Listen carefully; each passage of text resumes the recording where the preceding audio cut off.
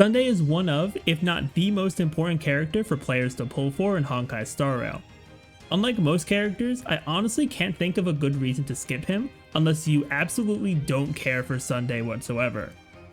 So today, we're not only going to go over what Sunday offers as a character, but we're also going to speculate how valuable he's going to be in the long term throughout all of the 3.x updates to truly show why I think it is foolish to skip his banner. Now, before I even get into what he can offer as a character, I also want to bring up the fact that I ran a poll on my community tab of who people were going to be pulling for in the first half of 2.7, and while the majority did say that they are pulling for Sunday, it wasn't actually like an overwhelming majority like I had thought.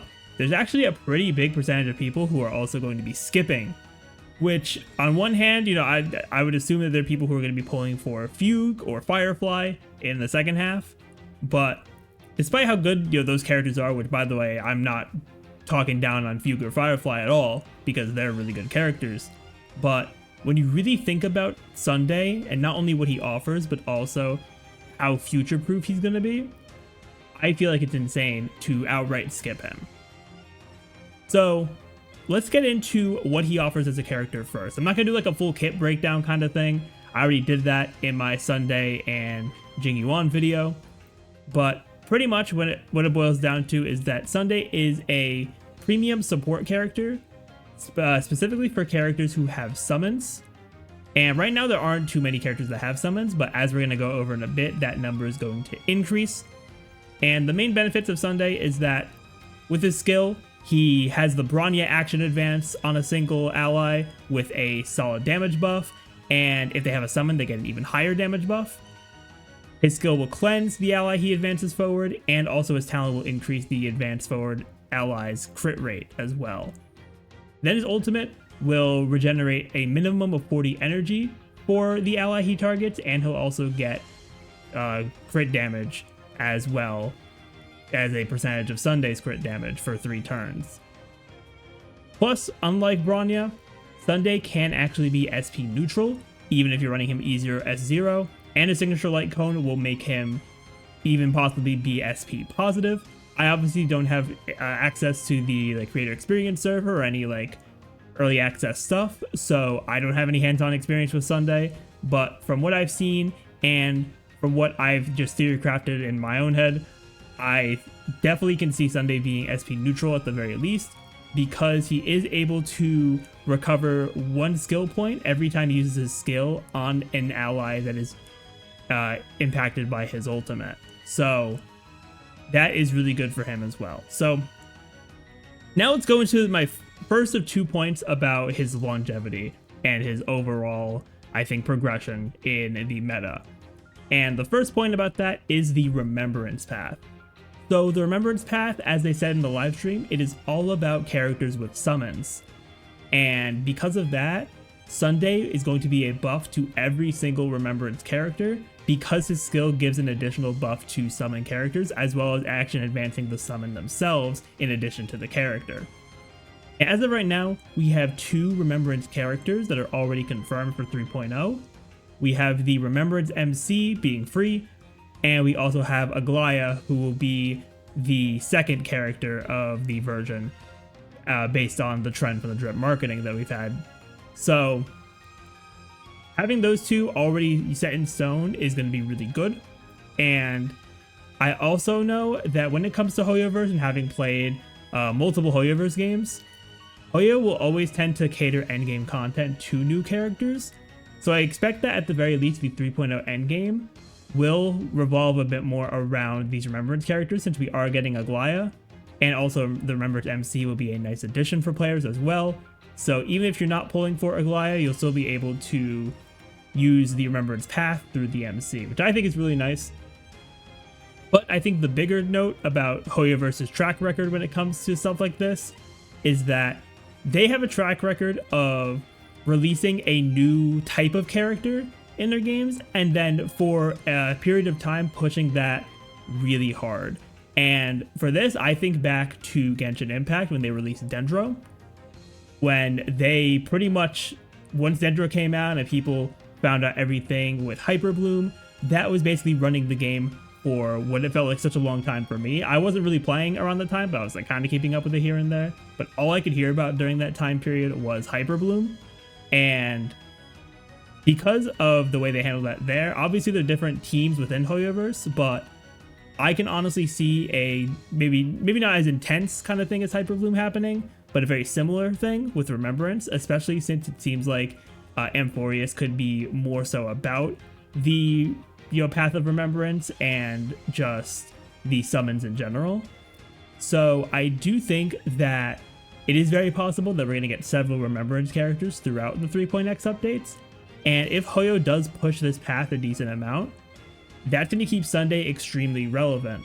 And the only way he wouldn't be is if a better support comes out with summon specific support capabilities, which can that happen? Of course, but at the same time, if we look back in the history of Star Rail right before Penacony, we got Ruan Mei, and what happened in Penacony, we got the Break Team.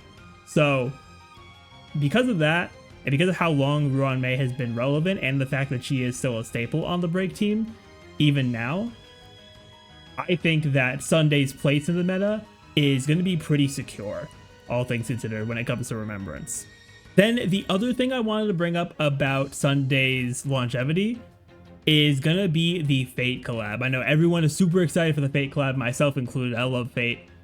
And now that we know about the Remembrance Path, it kind of changed my original thoughts of what they might do for the Fate collab, because now that the Remembrance Path is going to be about characters with summons, I realized that Fate is a series all about masters and their servants and the whole Holy Grail War plot. So because it's about masters and servants, I think it's a very big possibility that the characters we get for that collab are going to be, at least some of them, will be on the Path of Remembrance. And instead of it being just singular characters, like just an archer character or just a saber character, I think it's going to be master-servant combos on the Path of Remembrance. So we could get something like a Rin and archer character, we can get a Shiro saber character. I think stuff like that is very reasonable, especially with the Fate collab happening probably, I haven't looked at the exact dates, but considering if Amphorius is going to start in mid-January, and considering it might last maybe 3 or 4 patches, that should line up to where the Fate collab is a version or 2 after the Amphorius story ends at the very least.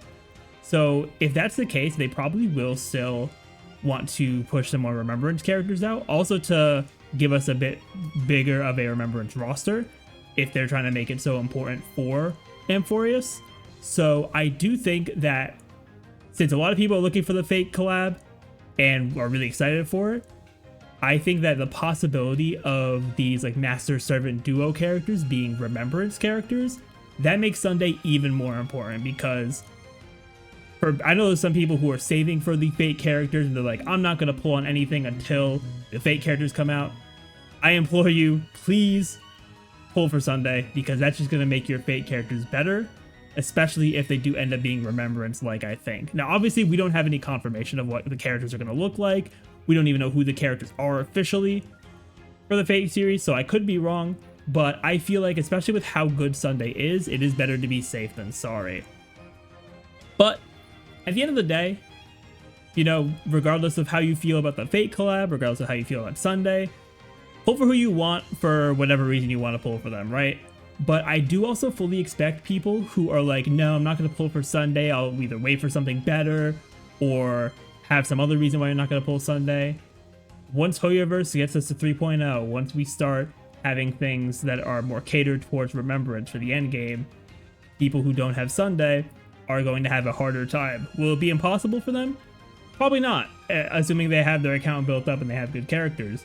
But considering the way Hoyoverse endgame tends to be, regardless of which dev team it is, whether it's Genshin, whether it's Star Rail, whether it's ZZZ, you're going to have a harder time using older characters. And because of that, I think that Sunday, with the Remembrance stuff coming, with the possible Fate characters being Remembrance as well, I think Sunday is the most important character for people to have their eyes on right now. And I think he's going to be relevant, at the very least, throughout the entirety of the 3.x updates. But let me know what you all think in the comments down below about Sunday. I am really curious to hear what you all think.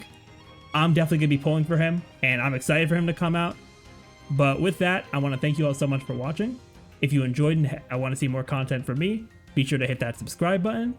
But with that, everyone, I will see you all next time.